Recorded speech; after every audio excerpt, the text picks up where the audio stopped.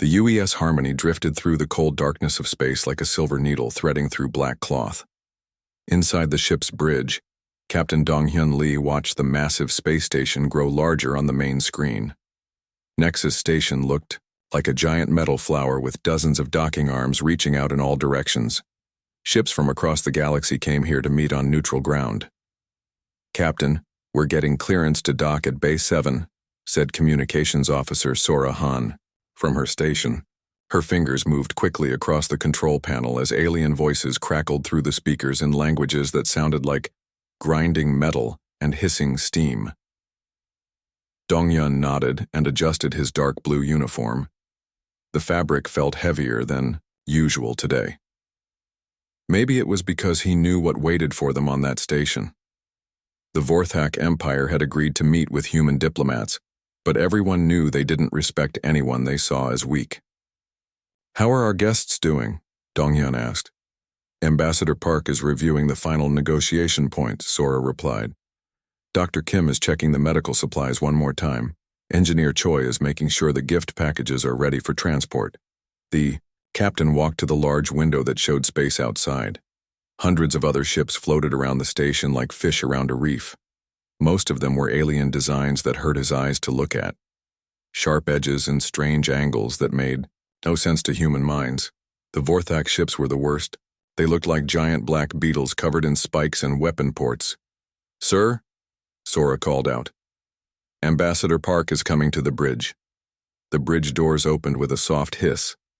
Ambassador Ji-won Park stepped inside with steady, confident steps. She wore the formal white and gold robes of a human diplomat.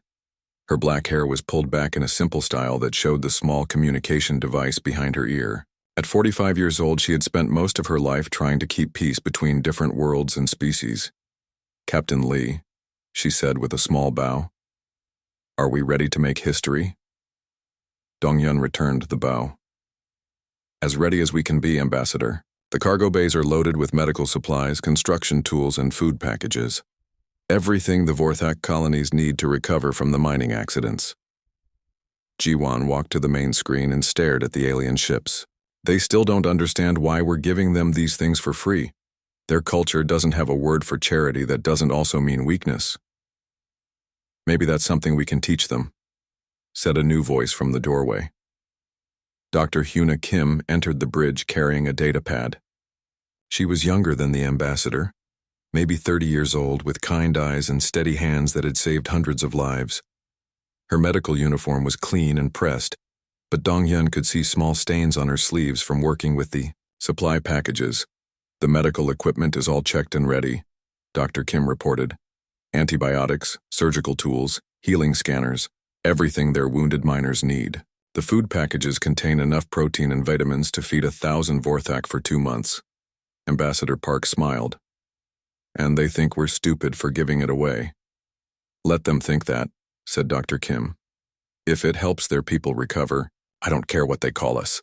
The ship shook gently as they docked with the station.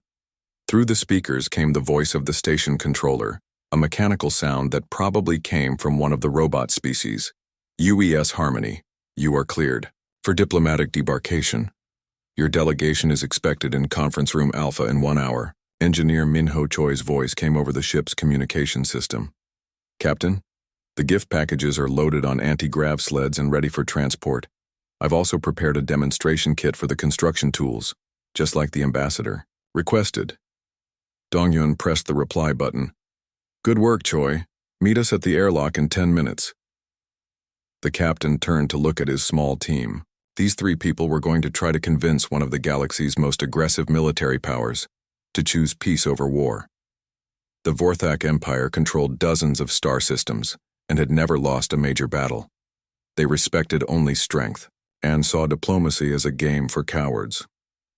"Remember," Ambassador Park said, "we're not here to surrender or beg.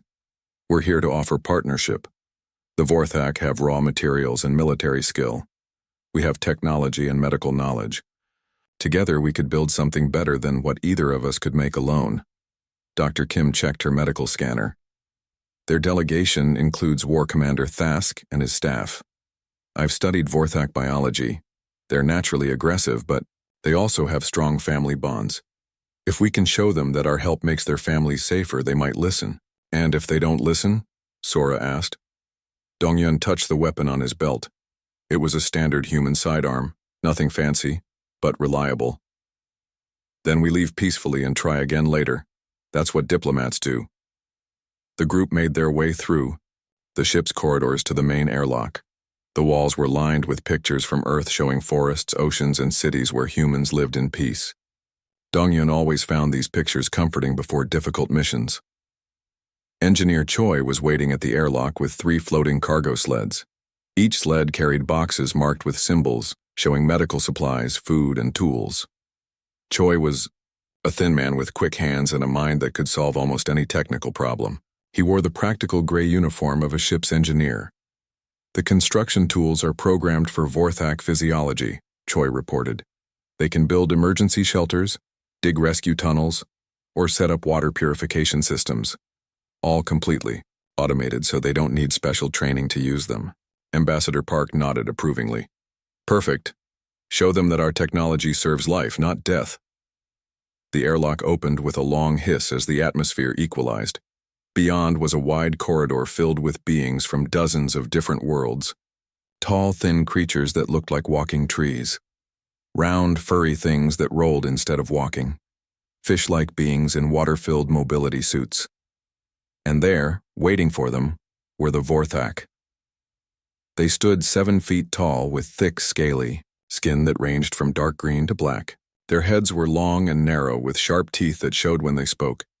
Small, intelligent eyes watched everything with the focus of natural predators. They wore armor that looked both ceremonial and functional, covered with symbols that probably showed their rank and achievements. War Commander Thask stepped forward.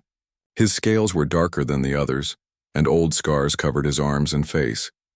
When he spoke, his voice sounded like rocks grinding together.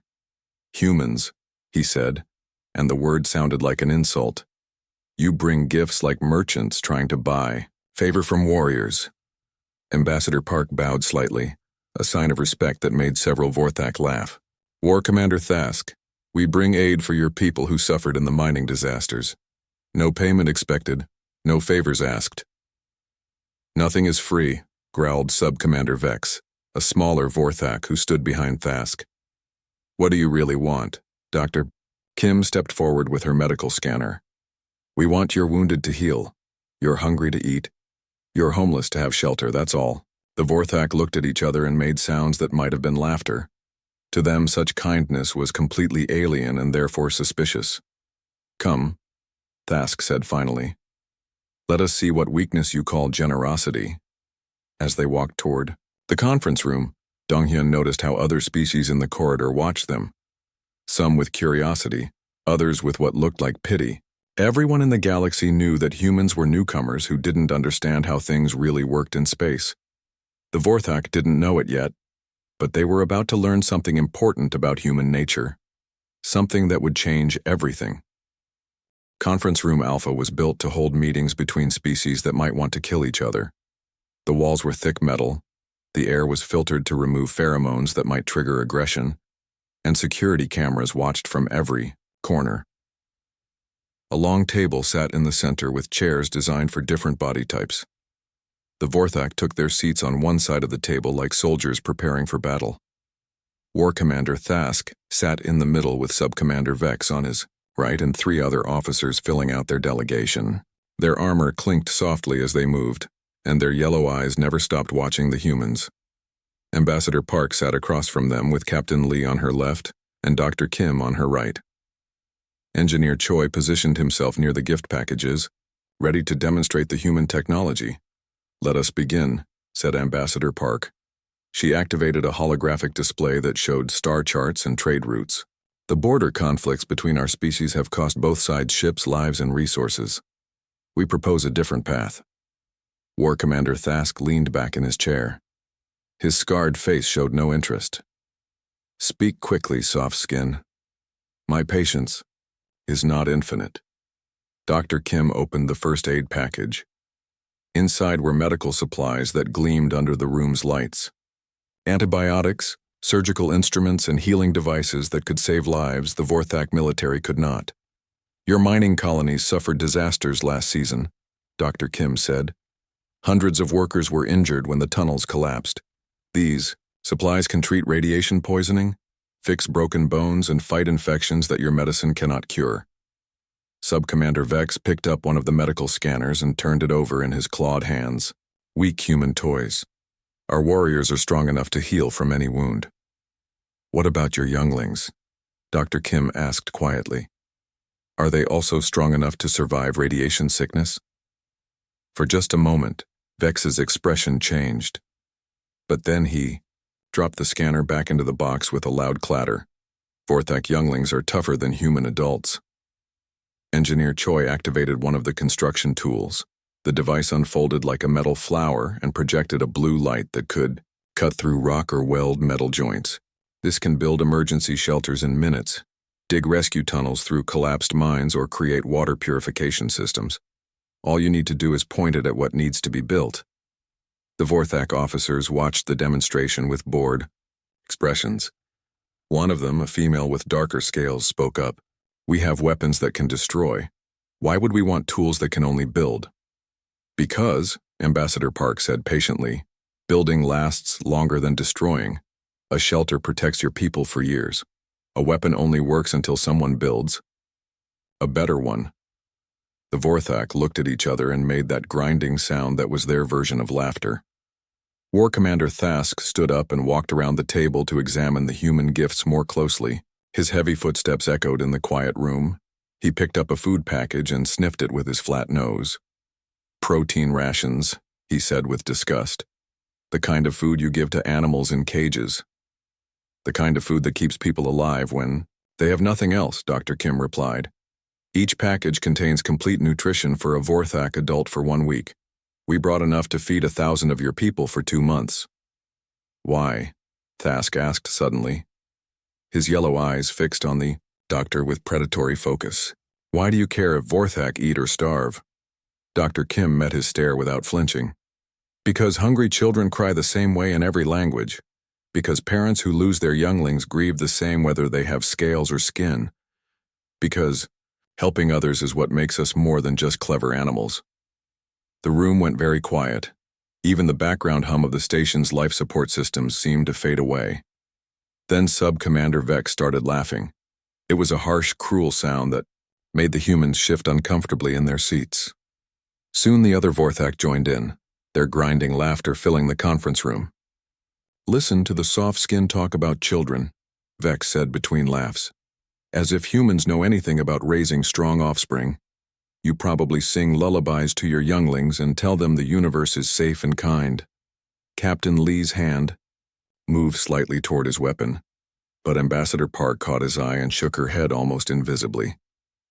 Your species is weak because you choose to be weak, War Commander Thask said as he sat back down. You give away resources that could make you stronger. You waste time helping enemies who would destroy you the moment they could. You think kindness is a virtue when it is actually a disease. And yet, Ambassador Park said calmly, humans have survived ice ages, plagues, wars, and countless disasters. We have spread to dozens of worlds and built cities that last for centuries. If kindness makes us weak, why are we still here? Thask's scarred face twisted into what might have been a smile. Because the galaxy has been gentle with you so far, little human.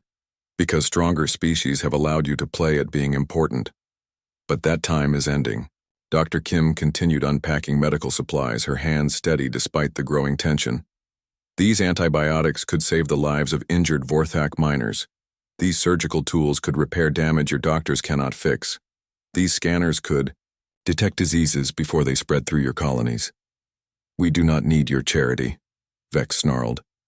We are not beggars who survive on the scraps from softer species. Engineer Choi looked up from his construction tools. This isn't charity. It's investment. Healthy neighbors make better trading partners than sick ones. Strong colonies buy more goods than weak ones. Everyone benefits when fewer people suffer. The Vorthak delegation exchanged glances and spoke rapidly in their own language. The sounds were mostly hisses and clicks that the human translation devices struggled to convert. You speak of trade, War Commander Thask said finally. But you offer everything for free. This makes no sense to any species with intelligence. Ambassador Park leaned forward. We offer aid first to show good faith. Later, when your people are healthy and your colonies are rebuilt, we can discuss trade agreements that benefit both sides. You have raw materials we need. We have finished goods you want. Together we can build prosperity. Or, Subcommander Vex said with obvious menace, we could simply take what we want from your soft, defenseless worlds. Why waste time with trade when conquest is faster? The room's temperature seemed to drop several degrees. Captain Lee's jaw tightened, but he kept his voice level. Because conquest makes enemies, trade makes partners. Enemies eventually stab you in the back. Partners help you face common threats. What threats? Thask demanded. Who in this galaxy is strong enough to challenge the Vorthak Empire? Dr. Kim looked up from her medical supplies. Disease doesn't care how strong your army is. Natural disasters. Don't ask about your military rank before they destroy your homes. The universe has plenty of ways to hurt people that have nothing to do with warfare. Then we adapt and become stronger, Vex replied. That is the Vorthak way. We do not run crying to other species for help when times become difficult. No, said Ambassador Park quietly. You let your people suffer and die when a simple gift could save them. You call it strength, but it looks like pride to us. Dangerous, wasteful pride. The Vorthak officers bristled at this criticism. Their hands moved to weapons that hung from their armor. For a moment, violence seemed ready to explode across the conference table. But War Commander Thask held up one clawed hand, and his officers settled back into their seats. You think you understand the Vorthak, he said to the ambassador. But you know nothing. Tomorrow you will learn what real strength looks like. The second day of negotiations began in the same conference room, but the atmosphere felt different, heavier, more dangerous. The Vorthak delegation arrived wearing full battle armor instead of their ceremonial gear. War Commander Thask's scarred face looked like carved stone, and Sub-Commander Vex kept playing with a curved blade that hung from his belt. Ambassador Park had spent the night reviewing diplomatic protocols and studying Vorthak culture. Dr. Kim prepared additional medical supplies, hoping to find some way to reach through their aggression. Engineer Choi worked on new demonstrations of human technology. Captain Lee cleaned his weapon and checked his body armor. Today we will discuss territorial boundaries, Ambassador Park began as both delegations took their seats. The holographic display showed star maps with contested systems marked in red. There are 17 systems that both our species claim. We believe we can reach a compromise that serves everyone's interests. War Commander Thask looked at the star map with obvious boredom. Compromise is for species too weak to take what they want. The Vorthak Empire needs those systems for expansion. Your colonies are in our way. Those colonies have families, Dr. Kim said quietly. Children who were born there, grandparents who built their homes with their own hands, farmers who have worked the soil for generations. Sub-Commander Vex made that grinding laugh again. Then they can leave, or they can die. The choice is theirs. Captain Lee's hand tightened on the edge of the table, but he kept his voice steady. Moving 3 million people is not simple. Where would they go? How would they transport their possessions? What about the sick and elderly who cannot travel? Not our problem, Vex replied with a shrug. Weak species should not claim territory they cannot defend. Ambassador Park tried a different approach. What if we offered shared development rights? Your people could mine the asteroids and gas giants while human colonists work the agricultural worlds. Both species would benefit from the arrangement. The Vorthak delegation spoke rapidly in their hissing language. Their conversation sounded angry, full of sharp consonants and aggressive gestures. Unacceptable, War Commander Thask said finally. Vorthak do not share. We take what we need and leave the rest for scavengers. Engineer Choi activated another demonstration device. This one projected images of space habitats that could house millions of people in comfort and safety. If living, space is the problem, we can help you build orbital colonies that don't require taking planets from other species. The technology is proven and efficient. We do not want your charity, Vex snarled. His yellow eyes glowed with irritation. We do not need your help. The Vorthak Empire has conquered dozens of worlds without assistance from soft-skinned weaklings. Then why are your mining colonies failing? Dr. Kim asked bluntly. Why do your workers die from accidents that human safety protocols could prevent? Why do your children suffer from diseases that human medicine cured centuries ago? The room went dead silent. Even the air recycling system seemed to hold their breath. Sub-Commander Vex stood up slowly, his claws scraping against the metal table. How dare you question Vorthak's strength? How dare you suggest that our methods are inferior to yours? Ambassador Park raised her hands in a peaceful gesture. Dr. Kim meant no insult. She simply stated facts that both sides acknowledge. Facts? Vex hissed. He walked around the table toward the human delegation with predatory steps. I will show you facts about Vorthak's superiority. Captain Lee rose from his seat and stepped between the alien and his ambassador. I think everyone should return to their places and continue the discussion calmly. Vex stopped inches from the captain's face. His breath smelled like sulfur and rotting meat. Move aside, human. This does not concern you. Actually, Captain Lee said quietly, protecting my delegation is exactly my concern. For several heartbeats, the two beings stared at each other. Vex was taller and stronger with natural weapons that could tear through human flesh. Captain Lee was smaller and seemed defenseless in comparison. But something in the human's eyes made the Vorthak hesitate. War Commander Thask spoke sharply in his own language, and Vex backed away with obvious reluctance. Perhaps, Thask said, we should take a break from these pointless discussions. My officers will show you the reality of Vorthak power. What happened next would be talked about for years in diplomatic circles across the galaxy. Sub-Commander Vex grabbed Ambassador Park by the arm and yanked her to her feet. His claws dug into her sleeve, and small drops of blood appeared on the white fabric of her diplomatic robes. This is what we think of human diplomacy, Vex growled. This is what we think of human weakness. Dr. Kim immediately moved to help her patient, but Vex pushed her away with his free hand. Stay back, healer. Watch what happens to those who think kindness is strength. Captain Lee stepped forward again, but this time his movement was different, less diplomatic, more focused. Release the ambassador. Now. Vex tightened his grip, and Ambassador Park winced in pain. Or what, human? Will you file a complaint with station security? Will you write an angry letter to our government? Her go, Captain Lee repeated. His voice was still calm, but something had changed.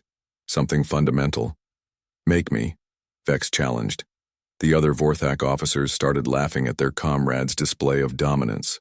They had no idea that they were watching a very dangerous mistake being made. Dr. Kim knelt beside Ambassador Park and began treating her injured arm. The alien's claws had left deep scratches that would need medical attention. Animals, she whispered as she worked. Absolute animals. Sub-Commander Vex heard her and grinned, showing all of his sharp teeth. Yes, we are animals, predators. And you are prey. That is the natural order of the universe. He looked directly at Captain Lee with challenge in his yellow eyes. Your species pretends to be civilized, but civilization is just fear wearing fancy clothes. You are afraid to fight, so you hide behind words and ceremonies. You are afraid to take what you need, so you beg for scraps from stronger races. Is that what you think? Captain Lee asked quietly. That is what I know, Vex replied. Humans are weak because you choose to be weak. You could learn to be strong, but you prefer to cry about fairness and justice and other meaningless concepts. Ambassador Park struggled in the alien's grip, but his claws only dug deeper into her arm. Blood was beginning to stain her white robes. Dr. Kim looked up from her patient with anger in her kind eyes. You're hurting her for no reason.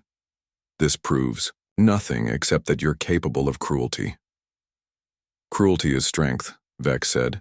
Pain teaches lessons that gentle words cannot. Your ambassador will remember this day every time she thinks about negotiating with the Vorthak Empire. War Commander. Thask watched the scene with obvious approval. His other officers nodded and made sounds of agreement. This was exactly the kind of display they understood and respected, but they were all watching the wrong human. Captain Lee stood perfectly still, his hands at his sides, his breathing slow and controlled. To the Vorthak, he looked defeated, helpless. Exactly what they expected from a diplomatic security officer who had probably never seen real combat. They had no idea what they were really looking at.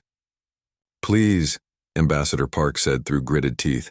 "There's no need for this. We can discuss your concerns without violence." Sub-Commander Vex squeezed harder, and she cried out in pain. "There is always a need for violence. It is the only language that truly matters. Everything else is just noise." Dr. Kim stood up slowly, her medical supplies scattered on the floor around Ambassador Park's chair. Her hands were shaking, but not with fear, with rage. "You want to see what humans are really like?" she asked softly. "You want to know what we're capable of when we stop being kind?" The Vorthak looked at her with amusement. A small female doctor was threatening trained warriors. It was so ridiculous that several of them started laughing again. "Show us, little healer," Vex taunted. "Show us the terrible fury of human medicine." Dr. Kim looked at Captain Lee. Their eyes met for just a moment, and something passed between them. Some kind of understanding that had been building since the negotiations began. "No," she said calmly. "I think I'll let someone else demonstrate." That was when Sub-Commander Vex made his final mistake. He grabbed Dr. Kim by the throat. The conference room became very quiet. Not the peaceful quiet of a library or the comfortable quiet of a home. This was the quiet that comes right before a thunderstorm, when the air itself seems to hold its breath. Sub-Commander Vex held Ambassador Park with one hand and Dr. Kim with the other. His claws pressed against the doctor's throat, not quite breaking the skin but making his threat very clear. He looked around the room with satisfaction, enjoying the fear he thought he saw in human eyes. "Now you see truth," Vex said to Captain Lee. "This is what power looks like. This is what strength means. Your people talk about helping and healing, but you cannot even protect your own females." War Commander Thask nodded approvingly. "Perhaps now the humans will understand their place in the galaxy. You are food animals pretending to be equal to predators. It would be amusing if it were not so pathetic." Dr. Kim tried to speak, but Vex's claws tightened around her throat. She made a small, choking sound that seemed very loud in the silent room. "Careful, healer," Vex whispered. "These claws have opened the throats of many enemies. One quick motion and your healing days are over." Ambassador Park struggled weakly in the alien's other hand. The scratches on her arm were bleeding more, now staining her diplomatic robes with bright red spots. Engineer Choi stood near his demonstration equipment, his face pale but his eyes alert. He was trying to figure out if any of his tools could be used as weapons without making the situation worse. Communications Officer Sora's voice crackled through Captain Lee's earpiece. "Sir, I'm monitoring the situation from the ship. Station. Security is asking if you need assistance." The captain didn't answer. He was looking at something the aliens couldn't see. Something that was happening behind Dr. Kim's eyes as Vex's claws pressed against her throat. The Vorthak had made many mistakes during these negotiations. They had misunderstood human motivations. They had misinterpreted human culture. They had completely failed to recognize what humans actually were beneath all their talk of peace and diplomacy. But their biggest mistake was thinking that hurting a human doctor in front of her protectors would demonstrate their power. Instead, it was about to demonstrate something much more important about human nature. Dr. Kim's eyes met Captain Lee's across the room. In that look was a lifetime of shared understanding. They had served together on hospital ships during border conflicts. They had seen what happened when peaceful species were attacked by aggressive ones. They had watched good people die because diplomacy failed and violence won. They had also seen what humans could do when diplomacy was no longer an option. "You know," Dr. Kim said quietly, her voice strained by the claws at her throat, "there's something about human evolution that most aliens don't understand." Vex loosened his grip slightly, curious despite himself. "What nonsense are you speaking now?" "Humans didn't evolve to be predators like you," she continued. "We evolved to hunt predators. We developed tools and tactics specifically designed to kill things bigger and stronger than ourselves. The Vorthak officers looked at each other with confusion. This wasn't the begging or pleading they had expected. We learned to work in groups, Dr. Kim went on. To plan attacks, to coordinate our movements, to strike at weak points that bigger, predators couldn't protect. War Commander Thask made a dismissive sound. Human history means nothing here. You are outnumbered and outmatched. Are we? Dr. Kim asked. That was when Captain Lee moved. It wasn't the careful, controlled movement of a diplomat trying to avoid violence. It wasn't the hesitant motion of someone afraid to fight. It was the swift, precise action of a predator that had been pretending to be prey. But he didn't go for his weapon. He didn't call for backup. He didn't try to negotiate. He simply stepped forward and placed his hand on Sub-Commander Vex's wrist. "Let them go," he said quietly. Vex laughed and tried to shake off the human's grip. "Your soft fingers cannot—" He stopped talking because something was wrong. The human's hand felt like a metal clamp around his wrist. The pressure was increasing, in a way that suggested extensive knowledge of Vorthak bone structure and joint mechanics. "I said," Captain Lee repeated, "let them go."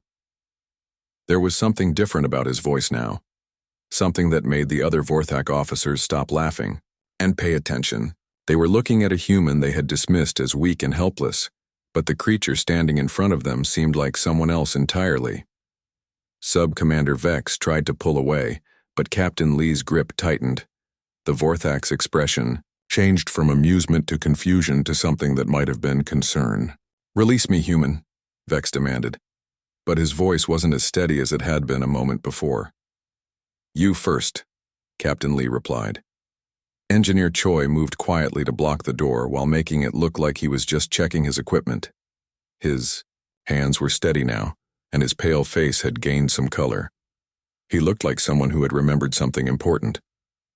Dr. Kim felt Vex's claws loosen around her throat as the alien's attention focused on the increasing pain in his wrist. She could have pulled away, but she didn't. She stayed exactly where she was and kept talking. "The thing about human medicine," she said conversationally, "is that it teaches you exactly how bodies work. All bodies. Human bodies, alien bodies, every kind of biology we've encountered." She looked directly at War Commander Thask. "I know where every major blood vessel is located in Vorthak anatomy. I know which bones break most easily. I know exactly how much pressure it takes to damage different organ systems." Thask's scarred face showed the first signs of uncertainty. "You are a healer. You took oaths to preserve life." Dr. Kim smiled, but it wasn't the kind smile she had shown during their earlier meetings. This smile was cold and sharp and perfectly controlled. "I took an oath to first do no harm," she said. "But when someone threatens my patients and my colleagues, the definition of harm becomes very flexible." Sub-Commander Vex tried again to break free from Captain Lee's grip. This time he used his considerable strength, the power that had won him battles across the galaxy. But the human's hand didn't move even a millimeter. "How?" Vex gasped as bone-deep pain shot up his arm. "Humans don't have natural weapons," Captain Lee explained calmly. "No claws, no fangs, no armor plating. So we learned to make our whole bodies into weapons. Every joint, every pressure point, every angle of leverage." Ambassador Park had gone very still in Vex's weakening grip. She was watching Captain Lee with an expression that suggested she was seeing him clearly for the first time. "We studied every species we encountered," the captain continued. "We learned their weaknesses, we practiced techniques. We prepared for the day when talking wouldn't be enough." War Commander Thask reached for his weapon, but Engineer Choi's voice stopped. "Him?" "I wouldn't do that if I were you," Choi said pleasantly. His demonstration equipment was now pointing directly at the Vorthak delegation, and everyone in the room could see that it had been reconfigured in some subtle but important way. "Those are construction tools," Thask said, but he didn't complete his draw. "They were construction tools," Choi agreed. "Now there's something else. It's amazing what you can build when you understand the principles involved." The Vorthak officers looked around the room and realized that their situation had changed completely without them noticing. The humans they had dismissed as weak and helpless had somehow gained control of the encounter. But the real change was in Captain Lee's eyes. The diplomatic mask was gone. The careful politeness had disappeared. What the Vorthak saw now was something that had been hidden beneath layers of civilization and restraint. They saw what humans actually were when they stopped pretending to be something else. Sub-Commander Vex finally released Dr. Kim and Ambassador Park, but Captain Lee didn't let go of his wrist. "Please," Vex whispered, and the word sounded strange in his predator's voice. Captain Lee looked at him for a long moment. Then he applied just a little more pressure. Something in Vex's wrist made a small cracking sound. Sub-Commander Vex screamed. It was not the roar of an angry predator or the battle cry of a warrior. It was the high-pitched shriek of something that had suddenly realized it was no longer the hunter. Captain Lee released the alien's wrist and stepped back. Vex collapsed to his knees, clutching his damaged arm against his chest. His yellow eyes were wide with shock and pain. "That was a small fracture," Captain Lee said calmly. "A hairline crack in the radius bone just below the joint. Painful but not permanent. Dr. Kim can treat it if you ask nicely." The other Vorthak officers stared at their fallen comrade with disbelief. Sub-Commander Vex was one of their strongest fighters, a veteran of dozens of battles. The idea that a soft human could disable him so easily was impossible to accept. War Commander Thask drew his weapon fully, a curved blade that gleamed under the conference room lights. "You will pay for that insult, human." "Will I?" Captain Lee asked. Dr. Kim knelt beside Ambassador Park, checking the scratches on her arm and applying medical gel to stop the bleeding. Her movements were quick and professional, but her eyes never left the Vorthak delegation. "The wounds are superficial," she reported. "No permanent damage, but they'll need proper cleaning to prevent infection." Ambassador Park nodded her thanks, then looked at Captain Lee with a mixture of concern and curiosity. "Captain, perhaps we should call for station security." "No need," Lee replied. His attention was focused entirely on War Commander Thask and the weapon in the alien's clawed hand. Engineer Choi adjusted something on his equipment, and a low humming sound filled the room. The air itself seemed to vibrate with barely contained energy. "Commander Thask," Choi said politely, "I should mention that my construction tools are now configured to deconstruct rather than build. The energy beam that can cut through solid rock to build emergency shelters can also cut through armor, bone, and pretty much anything else."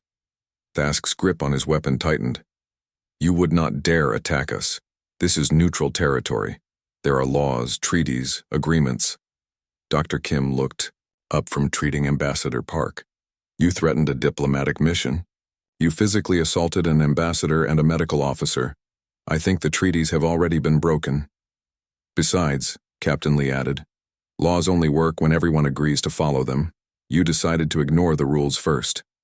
The captain began walking slowly around the conference table toward the Vorthak delegation. His movements were relaxed, almost casual, but there was something about the way he moved that made the aliens nervous. "The problem with your species," Lee said conversationally, "is that you think strength and aggression are the same thing. You believe that the willingness to cause pain equals power." Sub-Commander Vex whimpered as he tried to cradle his broken wrist. The sound was pathetic, coming from something that had been threatening to kill humans just moments before. "But humans learned something important during our evolution," the captain continued. "We learned that real strength isn't about hurting others. It's about protecting the people you care about." War Commander Thask raised his blade defensively. "Stay back, human. I will not warn you again." Captain Lee smiled, but it wasn't a pleasant expression. "You still don't understand what's happening here, do you?" Dr. Kim finished bandaging Ambassador Park's arm and stood up. "They think this is about dominance displays and territorial disputes. They don't realize they've triggered something much more fundamental." "What are you talking about?" Thask demanded. Ambassador Park answered from her seat. "You hurt someone under our protection. In human culture, that changes everything." The Vorthak officers looked confused. Their society was built on individual strength and personal achievement. The idea of collective responsibility was foreign to them. Humans are pack animals, Engineer Choi explained as he continued monitoring his improvised weapons. We evolved, in small groups where everyone depended on everyone else for survival. An attack on one member is an attack on the entire group. Captain Lee was now standing directly in front of War Commander Thask. The alien was larger, stronger, and armed, with a sharp weapon, but somehow the humans seemed more dangerous. You wanted to see what humans are really like, Lee said quietly. You laughed at our kindness and called it weakness. You mocked our desire to help others and said it proved we were inferior. Thask tried to strike with his blade, but Captain Lee moved aside with fluid grace. The weapon passed harmlessly through empty air while the human's hand closed around the alien's throat. This is what we're really like, Lee whispered. What happened next was over in seconds, but every being in the room would remember it for the rest of their lives. Captain Lee didn't use any fancy martial arts or exotic weapons. He didn't need to. He simply applied the kind of controlled violence that humans had perfected over millions of years of surviving on a hostile planet. War Commander Thask's blade clattered to the floor. The alien's yellow eyes rolled back in his head as precisely. Applied pressure cut off blood flow to his brain. He collapsed beside his injured subordinate, unconscious but alive. The remaining Vorthak officers reached for their weapons, but Engineer Choi's voice stopped them. I really wouldn't recommend that, he said pleasantly. The humming from his equipment had grown louder, and the air near the aliens was beginning to shimmer with heat distortion. Dr. Kim walked over to check on the unconscious war commander. Her examination was thorough and professional. Temporary loss of consciousness due to restricted blood flow, she diagnosed. No permanent damage. He'll wake up in a few minutes with nothing worse than a headache and some bruised pride. She looked at the other Vorthak officers with clinical interest. Would anyone else like to threaten a member of my team? I'm curious to see how your cardiovascular system responds to stress. The aliens huddled together near their seats, staring at the humans with expressions that mixed fear, confusion, and dawning respect. Ambassador Park stood up slowly, testing her bandaged arm. I think it's time we had a different kind of conversation, she said calmly. Captain Lee helped War Commander Thask sit up as the alien regained consciousness. Thask's first instinct was to reach for his weapon. They laughed at our kindness. Then a human tore into their comrade's face. 1 hour before the treaty signing, Ambassador Park stood alone in a small observation room beside the main conference area. Through the thick glass window, she could see the stars and the ships that moved between them like slow metal fish. Her white diplomatic robes showed small bloodstains from where Sub-Commander Vex had grabbed her, but she had chosen not to change clothes. The door opened behind her with a soft hiss. Captain Lee entered quietly, his footsteps making no sound, on the metal floor. How are you feeling? He asked, joining her at the window. Ambassador Park touched the bandages on her arm where Dr. Kim had treated the claw marks. I've been better, but I've also been worse. I should have moved faster, Lee said quietly. I should have stopped him before he touched you. Park looked at him with surprise. You did exactly what needed to be done. Nothing more, nothing less. Wanted to do more, Lee admitted. His voice was calm, but something darker moved beneath the surface. When he hurt you, when he threatened Dr. Kim, I wanted to show him what humans are really capable of when we stop holding back. But you didn't, Park pointed out. You used exactly the amount of force needed to end the threat and nothing beyond that. That's what makes us different from them.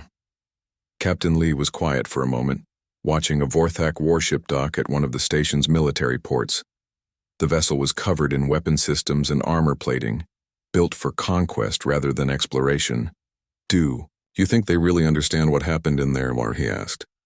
Ambassador Park considered the question carefully. War Commander Thask understands. He's smart enough to see the bigger picture. Sub-Commander Vex is still processing, but he'll figure it out eventually.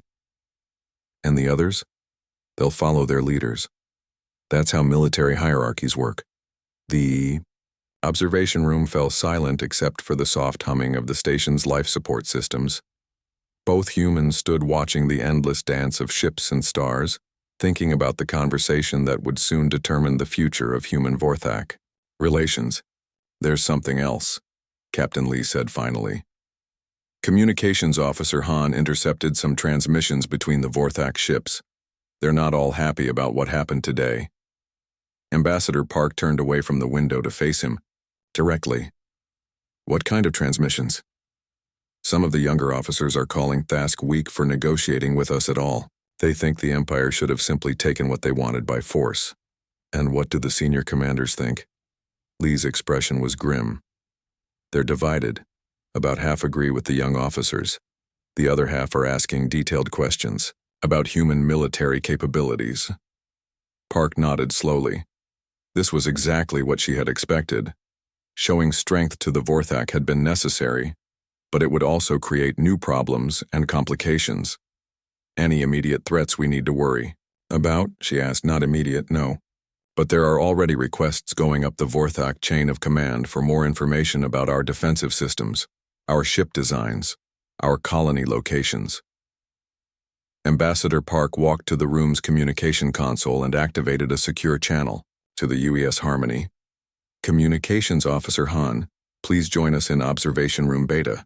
While they waited, Park and Lee continued their conversation about the diplomatic implications of the day's events. "You know this changes everything," Park said. "Once word spreads about what happened here, every aggressive species in the galaxy will want to test us." "Let them test us," Lee replied. "We've been preparing for that possibility since before we left Earth." "Have we been preparing enough?" Captain Lee's smile was not entirely pleasant. "Ambassador, you saw maybe 10% of what I'm capable of in that conference room.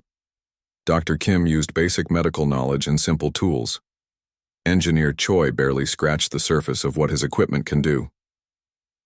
The door opened, and Communications Officer Sora Han entered quickly. She carried a portable communication device and looked slightly out of breath. "Ambassador, Captain," she said with a quick bow. "I've been monitoring all communication channels like you requested."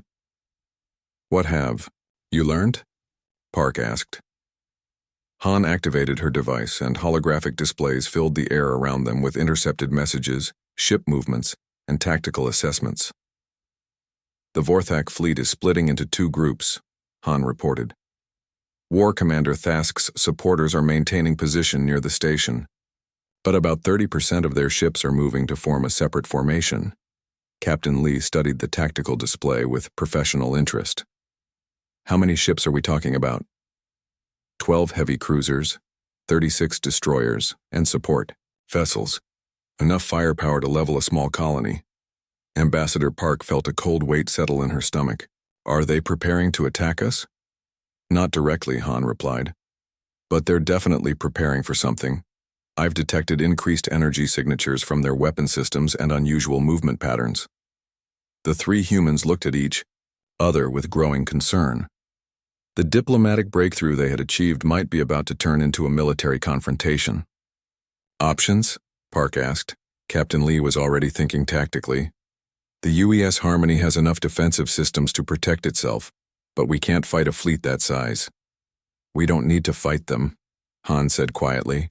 "We just need to make them think twice about fighting us." Park raised an eyebrow. "Explain." "I've been analyzing their communication protocols," Han continued.